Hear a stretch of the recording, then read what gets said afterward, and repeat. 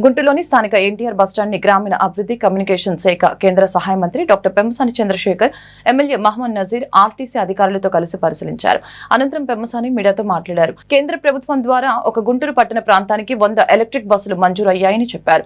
ఒకసారి ఛార్జింగ్ చేస్తే సుమారు 200 కిలోమీటర్లు ప్రయాణించగల ఎలక్ట్రిక్ బస్సులు పీపీపీ పద్ధతిని వైబిలిటీ గ్యాప్ ఇచ్చి కిలోమీటర్కి 25 రూపాయలు ఎక్కడైతే డెఫిషిట్ వస్తుందో దాన్ని కేంద్ర ప్రభుత్వం భరిస్తుంది.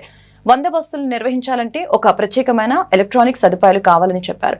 సుమారు 5 ఎకరాల స్థలంలో ఎలక్ట్రిక్ బస్సుల నిర్వహణకి ఛార్జింగ్ ప్రాంతాలతో కూడిన కొంత స్థలం అవసరమని తెలియజేశారు. అలాగే అన్న ఎన్టీఆర్ ప్రజా సౌకర్యార్థం సుమారు 20 ఎకరాలకు పైగా ఈ స్థలంలో బస్టాండ్ ని భవిష్యత్ అవసరాన్ని దృష్టిలో పెట్టుకుని ఏర్పాటు చేశారని తెలిపారు. అందులో నుంచి ఒక 5 ఎకరాల స్థలాన్ని ఈ ఎలక్ట్రిక్ బస్సులకి కేటాయించి ఎలక్ట్రికల్ నిర్వహణ దృష్ట్యా ఇక్కడ ఉన్న ఆర్టీసీ గ్యారేజ్ ని మరొక ప్రాంతానికి తరలించాలని ఆలోచిస్తున్నట్లు చెప్పారు.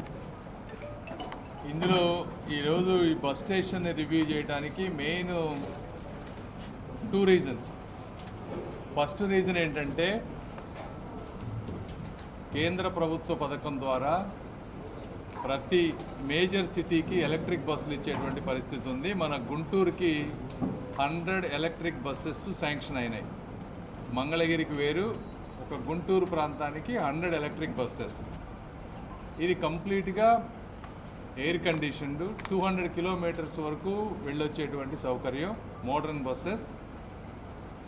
ఇది పీపీపీ మోడ్లో సెంట్రల్ గవర్నమెంట్ వయబిలిటీ గ్యాప్ ఇచ్చి ఒక్కొక్క కిలోమీటర్కి దాదాపుగా అప్రాక్సిమేట్గా ఒక 25 రూపాయలు ఎక్కడైతే డెఫిసిట్ పడుతుందో అది సెంట్రల్ గవర్నమెంట్ పే చేస్తుంది. కాకపోతే ఈ 100 బస్సెస్ని రన్ చేయాలంటే మనకి ఎలక్ట్రిక్ ఇన్ఫ్రాస్ట్రక్చర్ కావాలి. ఎలక్ట్రిక్ ఇన్ఫ్రాస్ట్రక్చర్ 100 బస్సెస్కి వాళ్ళు 5 ఎకర్స్లో ఛార్జింగ్ స్టేషన్స్ ఇవన్నీ పెట్టమని చెప్పి అవన్నీ ఉంటే కానీ 100 ఎలక్ట్రిక్ బస్సెస్ వచ్చేటువంటి పరిస్థితి లేదు. సరే, ఈ స్కీమ్ వచ్చింది, మనకి ఎట్లా చేయాలని యాక్చువల్గా నిన్న నారాయణ గారితో ఆర్టీసీ అధికారులతోటి అదేవిధంగా ఎలక్ట్రిక్ డిపార్ట్మెంట్ వాళ్ళని నిన్న ఆల్రెడీ ఒక రివ్యూ తీసుకున్నాను నేను. ఈరోజు అసలు బస్ స్టాండ్కి వచ్చి ఏ విధంగా చేయాలి, దీన్ని ఎట్లా ఏ ప్రాంతంలో 5 ఎకరాలు మనం అలాట్ చేయాలి అనేది ఒకటి. రెండో రీజన్ ఏంటంటే ఇది 20 ఎకరాలు ఉన్నటువంటి సైట్. ఈ 20 ఎకరాలు గుంటూరుకి హార్ట్ ఆఫ్ ది సిటీలో ఉంది. ఆ రోజు అన్న నందమూరి తారక రామారావు గారు బస్ స్టేషన్లన్నీ అద్భుతంగా ఒక విజన్తో చేశారు. అయితే ఇప్పుడు దాదాపు 30-35 సంవత్సరాలు అయిపోయింది అవన్నీ వచ్చి. ఆ రోజు ఉన్నటువంటి పరిస్థితులు వేరు, ఎకానమీ వేరు, ఇప్పుడున్నటువంటి సిచ్యువేషన్ వేరు.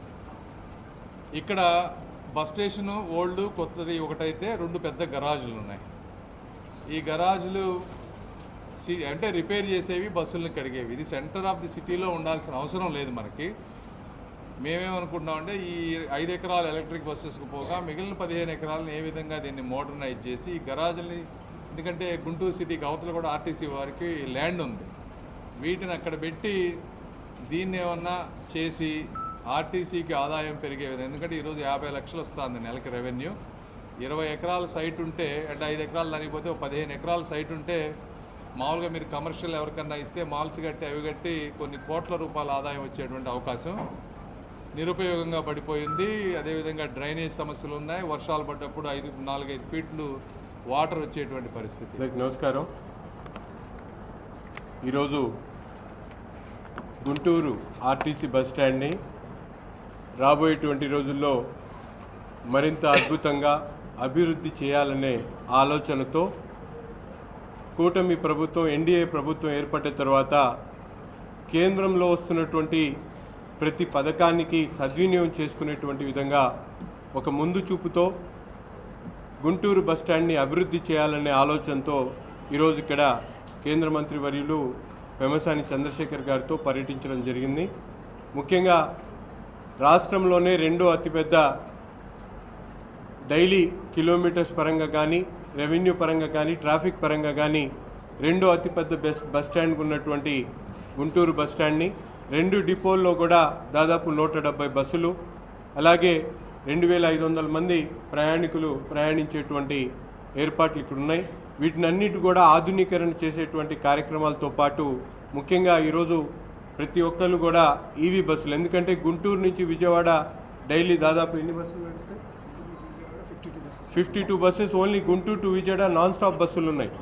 గతంలో రివ్యూ జరిగినప్పుడు స్థానిక శాసనసభ్యుడిగా నేను కూడా మంత్రి గారి దృష్టికి తీసుకొని వెళ్ళడం జరిగింది. ముఖ్యంగా గుంటూరు విజయవాడ మధ్యలో ఉన్నటువంటి ప్రతి బస్సు కూడా ఈవీ బస్సు చేయాలని చెప్పి ఒక ప్రతిపాదనను ఆ రోజు పెట్టడం జరిగింది.